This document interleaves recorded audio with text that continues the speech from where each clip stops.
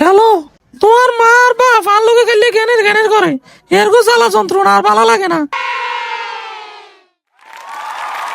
ব্যাংকে টিয়া আড়াই তো টিয়ের দরকার। আমরা কি নখাই মর মনে? রাখো রাখো, আর আব্বা ফোন দিছে। হ্যালো যা।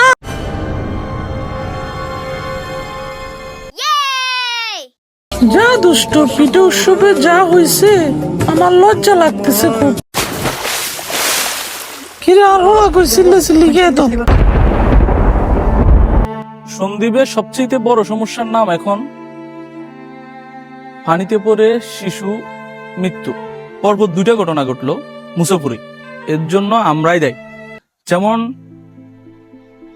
সন্দ্বীপের মধ্যে একটা বাড়ির মধ্যে কমপক্ষে 3-4টা পুকুর থাকে, তো আমাদের অসচেতনতার কারণে এগুলা এই মৃত্যুগুলা ঘটতেছে। অকাল পানগুলা জড়ে যাচ্ছে।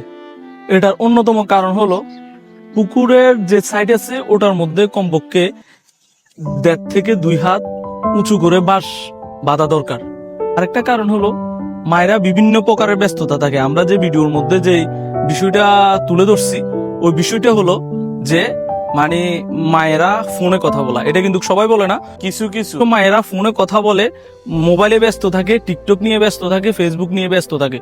ওই সময় ছেলেরা বাইরে খেলতে যায়, তখন এই দুর্ঘটনাগুলো ঘটে।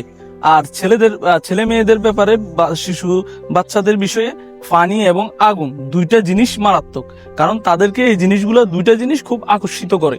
আপনারা সচেতন হওয়া দরকার।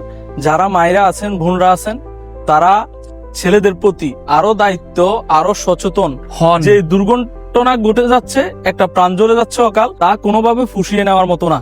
যে আপনার ছেলে কি করছে না করছে, কোথায় যাচ্ছে, কিভাবে যাচ্ছে, ওদেরকে যত সম্ভব চোখে চোখে রাখার চেষ্টা করবেন। যদি আপনি একা হন, আপনি ঘরের মধ্যে ওদেরকে খেলতে দেন, বাইরে কোনোভাবে যাইতে দিয়েন না। কারণ বর্তমানে আগুনের বিষয়টা হলো, এখন সন্দ্বীপে ধান মারাই শেষ, এখন অনেকে এই যে ধানগুলা সিদ্ধ করতেছে, তখন দেখা যাইতেছে ছড়িয়ে ছিটিয়ে আছে অনেকগুলা খড়, ওইখান থেকে আপনার এই যে আগুন ছড়ায় যাইতে পারে। বিষয়ে দৃষ্টি রাখা প্রয়োজন।